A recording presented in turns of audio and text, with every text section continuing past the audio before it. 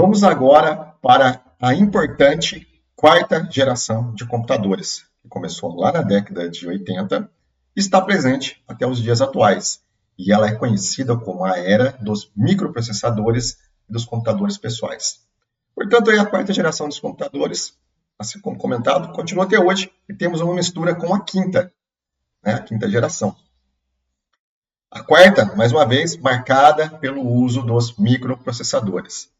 São esses chips pequenos que integram todos os componentes principais de um computador em um único chip, o que tornou os computadores muito mais compactos e acessíveis.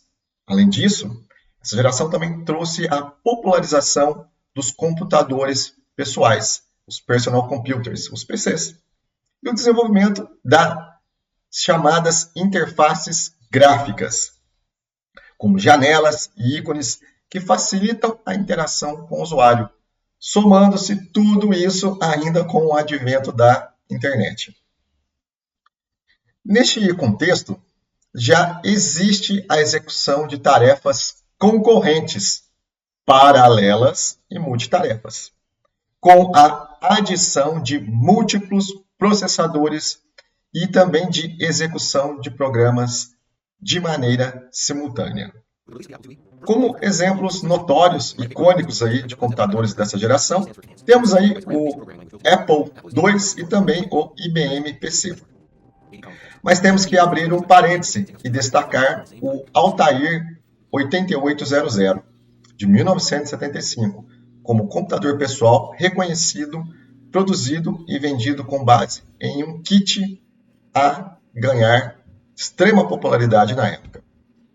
Foi com base nessa máquina que Bill Gates, por exemplo, e o Paul Allen, os sócios aí, criaram o chamado BASIC e também iniciaram a dinastia da Microsoft.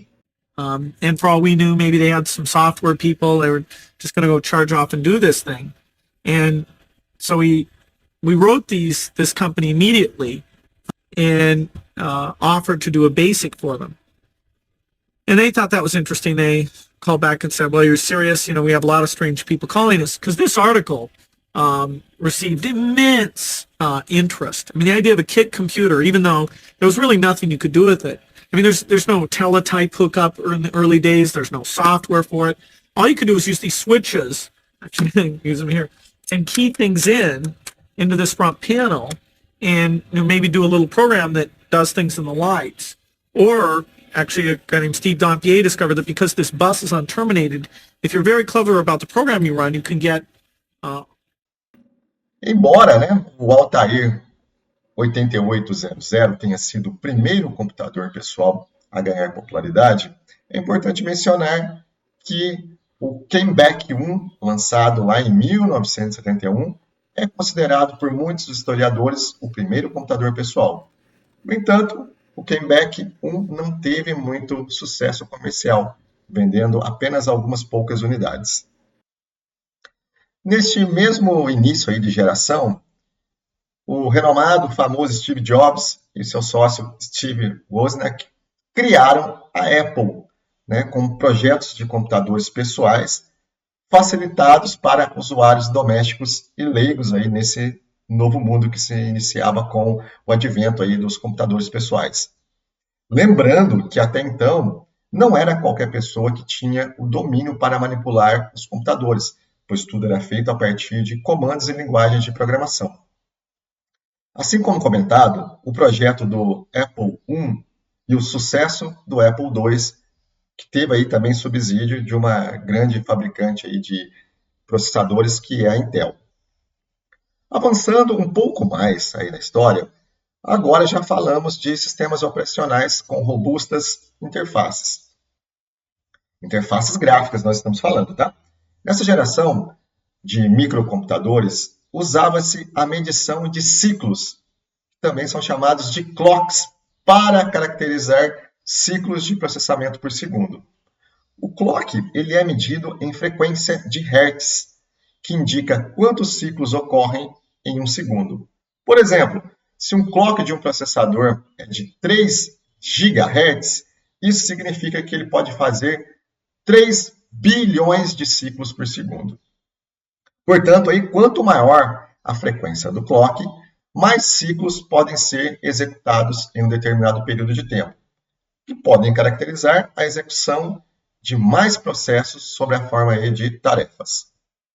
Outra característica dessa geração também foi a popularização do desenvolvimento de softwares do tipo aplicativos, com uma indústria apresentando um grande crescimento na criação desses aplicativos, como os conhecidos aplicativos de escritórios, editores, planilhas, até mesmo citando a indústria dos jogos.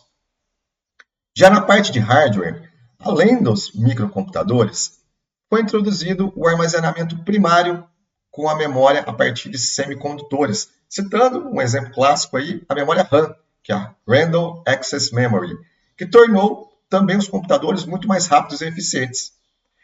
Com a memória é possível destacar também a cache, localizada também junto ao processador, que é uma memória auxiliar ali, que permite um ganho também significativo de velocidade. Ainda na parte do hardware, é possível destacar o aumento exponencial, né, do armazenamento secundário, com o início aí dos discos magnéticos, posteriormente nos discos rígidos, que evoluíram para os nossos SSDs, né, que são as unidades aí de estado sólido.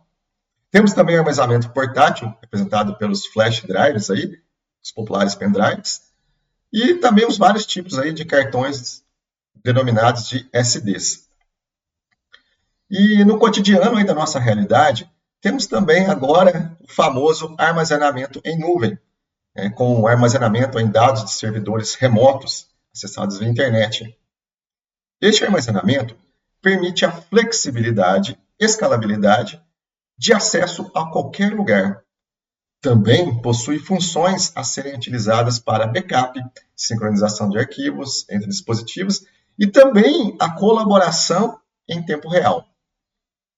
A quarta geração também permitiu que os computadores se tornassem dispositivos comuns em residências e escritórios, permitindo que muitas pessoas tivessem acesso à tecnologia e abrindo também novas possibilidades para o uso de computadores em atividades do nosso dia a dia, atividades cotidianas. É nítido a importância da quarta geração de computadores e como ela transformou e transforma a sociedade, impulsionando o desenvolvimento de diversas áreas, como a comunicação, a indústria, citando a educação, o entretenimento, e também a questão da internet, né, os smartphones, os dispositivos inteligentes, né, que são frutos dessa evolução.